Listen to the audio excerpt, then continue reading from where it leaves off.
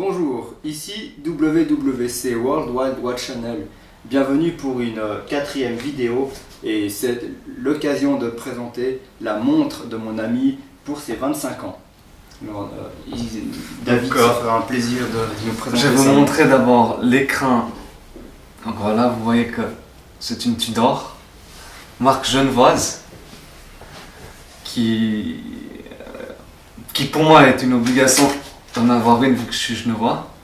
Donc voilà, je vous montre vite fait un peu à l'intérieur, hein, que vous voyez que ce n'est pas une fausse, qui est peut-être une de nos prochaines vidéos, hein, la contrefaçon. Voilà, là je vais vous la sortir.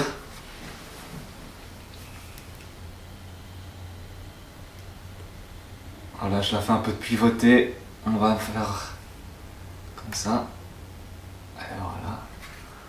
Avec un deuxième bracelet, bon, pour l'été pourquoi pas. Pour maintenant avec l'hiver, pas très pratique. Là vous voyez bien évidemment, je vous montre ici, que vous voyez bien que c'est une vraie, toujours. Hein. On est fan de montres, on va pas acheter une... Bon, je vais peut-être pas vous montrer le derrière parce qu'il y a mes coordonnées et tout. Mais chaque certificat garantit un numéro de référence et un numéro de série, ce qui garantit la traçabilité du produit et l'authenticité. Bien évidemment. Alors voilà. Je vais la laisser comme ça. Hop. Et de toute façon, après cette interview, on a fait des photos dans Genève. Donc voilà. Ok. Alors voilà David, eh ben, c'est une très belle montre. Merci, merci. Pourquoi Tudor, or qu'il y a d'autres marques genevoises comme Frédéric Constant, Baume et Mercier? Qu'est-ce qui te plaît le plus dans Tudor? C'est une très bonne question. Je dirais tout simplement, je pense, c'est une marque qui me correspond plus que Frédéric Constant ou Baume et Mercier, de par son histoire, qui est quand même une histoire assez sportive. C'est une marque genevoise, vu que ça appartient au groupe Rolex, c'est quand même une marque genevoise assez sportive qui est en partenariat avec le Genève Servette Hockey Club, si vous connaissez, je pense, ou vous avez déjà entendu. Et voilà, je pense pour moi, pour mes valeurs, ça a toujours été mieux une Tudor qu'une Frédéric Constant. D'accord, ok. Donc ça m'irait plus à moi la Frédéric Constant, j'imagine. Même si t'es un sportif. Oui. Mais pour une montre, toi, je sais que tu es plus classique, donc voilà, vous avez vu sa montre, je pense que... De toute façon, on va en reparler dans une future vidéo. On va vous présenter un peu notre collection, mais là, on fait une vidéo spécialement pour ma Tudor. Donc voilà, de par ta montre, je pense que tu as plus l'esprit classique comme d'une Frédéric Constant qu'une montre en acier, même si tu aimes bien aussi les montres acier, mais ça te correspond plus une montre classique comme Frédéric Constant. J'espère que j'ai bien répondu à ta question. Oh oui, tout à fait. Alors, c'est vrai que Tudor a une histoire très forte dans l'horlogerie et de la belle horlogerie. Quel est son ADN que tu trouves et en quoi tu te retrouves dans cette C'est-à-dire pourquoi j'ai acheté cette montre plutôt qu'une, je sais pas moi, une Heritage Chrono Blue, une Tudor Northflag. Tout à fait, tout à fait. Donc, qui sont de Tudor également. Oui, bien sûr. On parle de Tudor, même si on a parlé 2 secondes avant de Frédéric Constant.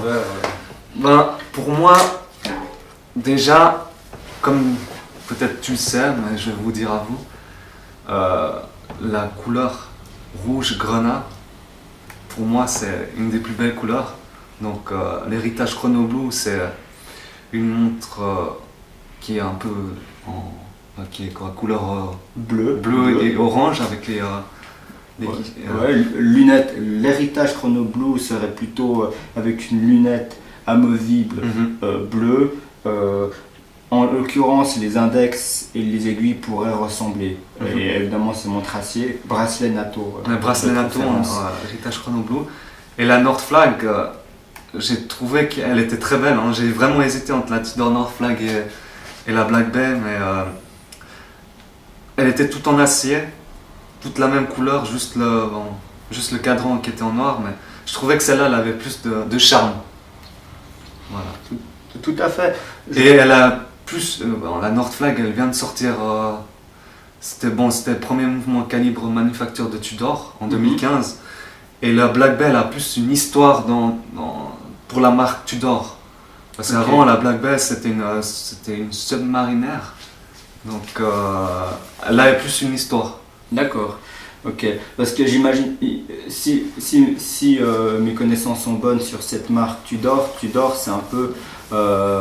ça appartient à Rolex et c'est un peu pour rajeunir la marque et pour être plus accessible sur un segment plus C'est jeune. tout à fait ça en fait.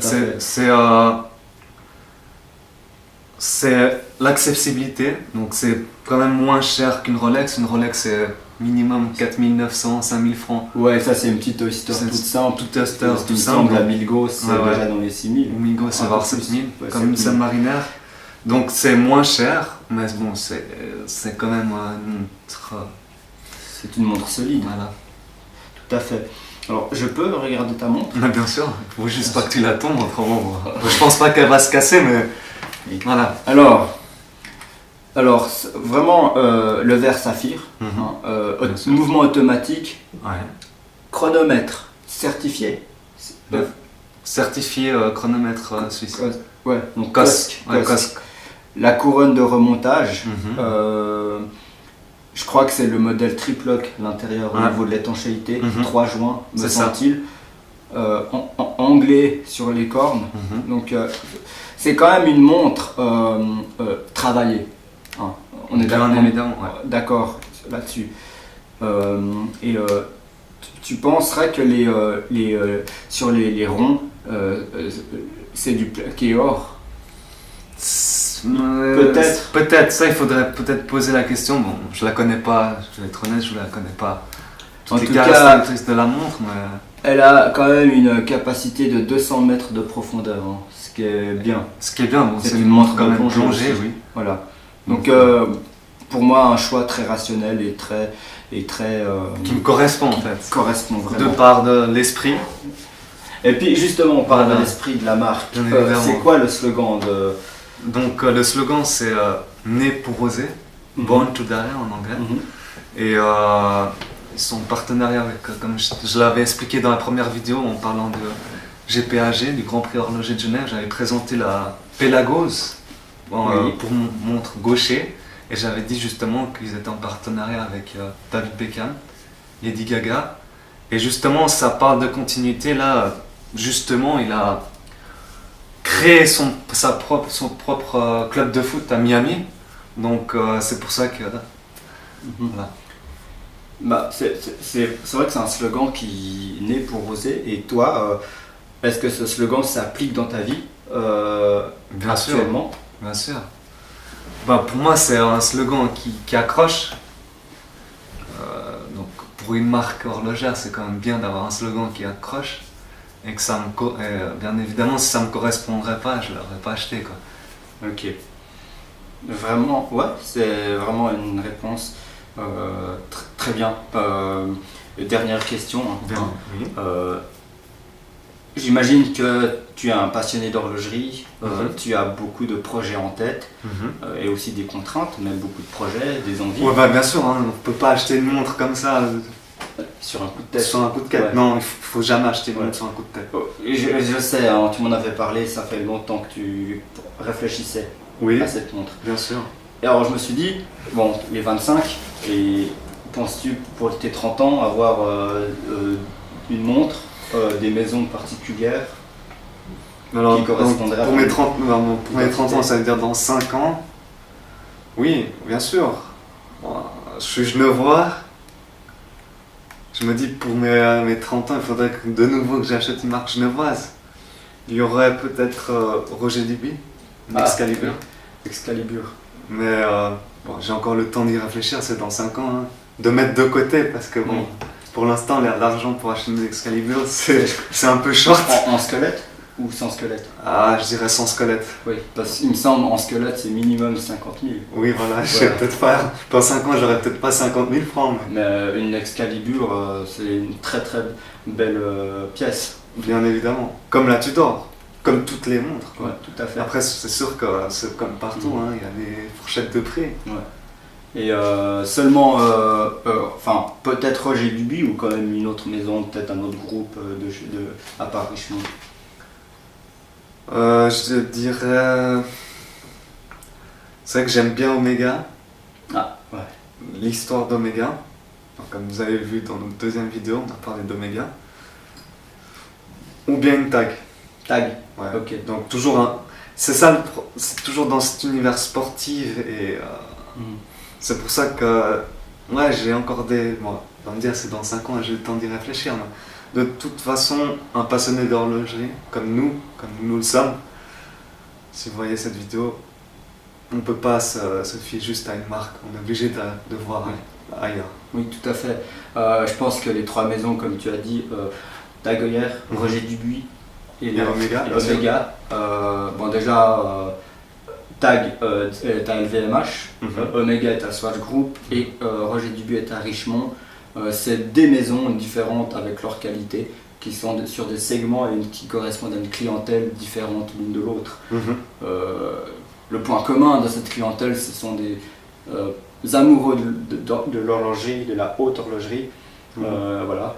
Omega, l'échappement coaxial, la première montre qui était sur la Lune. Roger Dubuis, ils sont connus pour leur montre Excalibur, Squelette. Ils sont Poinçon de Genève également, qui est un prestigieux label, non, Poinçon, label, on peut dire label.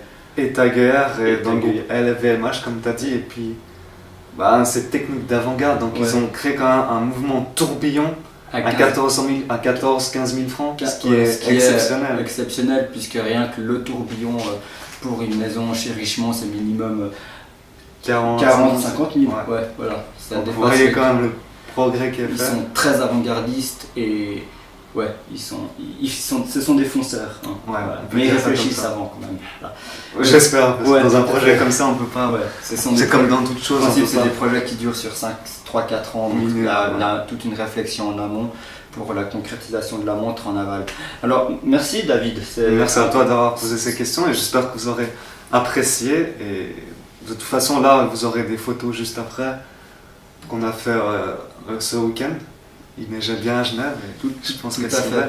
Tout à fait. On se revoit pour une prochaine vidéo et nous espérons vous compter nombreux parmi notre communauté. N'hésitez pas à nous suivre sur les réseaux sociaux, Instagram, Facebook, notre page Facebook. Tous les liens seront en description ci-dessous.